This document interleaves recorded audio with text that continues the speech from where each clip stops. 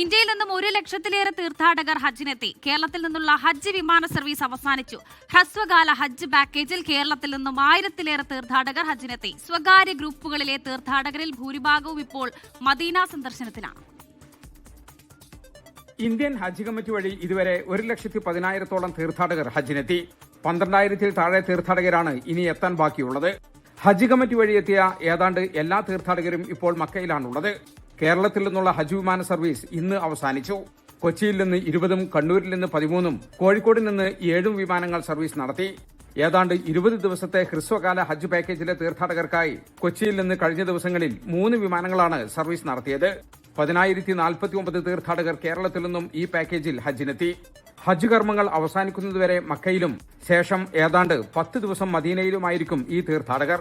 കൊച്ചി ഉൾപ്പെടെ ഇന്ത്യയിലെ 7 വിമാനത്താവളങ്ങളിൽ നിന്ന് മാത്രമാണ് ഈ പാക്കേജിലെ തീർത്ഥാടകർക്കായി വിമാനങ്ങൾ സർവീസ് നടത്തിയത്. അതേസമയം കേരളത്തിൽ നിന്ന് സ്വകാര്യ ഗ്രൂപ്പുകളിൽ ഹജ്ജിനെത്തിയ ഭൂരിഭാഗം തീർത്ഥാടകരും ഇപ്പോൾ മദീന സന്ദർശനത്തിലാണ്.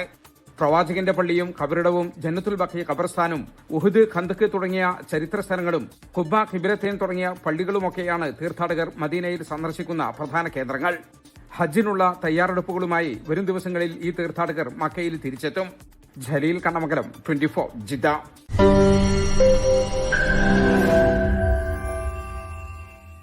ലോകത്തെവിടെയായാലും ഏത് സമയത്തും 24 വാർത്തകളും ഓഗ്മെന്റഡ് റിയാലിറ്റി പാക്കേജുകളും എക്സ്പ്ലെയിനറുകളും വിശദമായി കാണാൻ ഞങ്ങളുടെ യൂട്യൂബ് ചാനൽ നിങ്ങൾക്ക് സബ്സ്ക്രൈബ് ചെയ്യാം.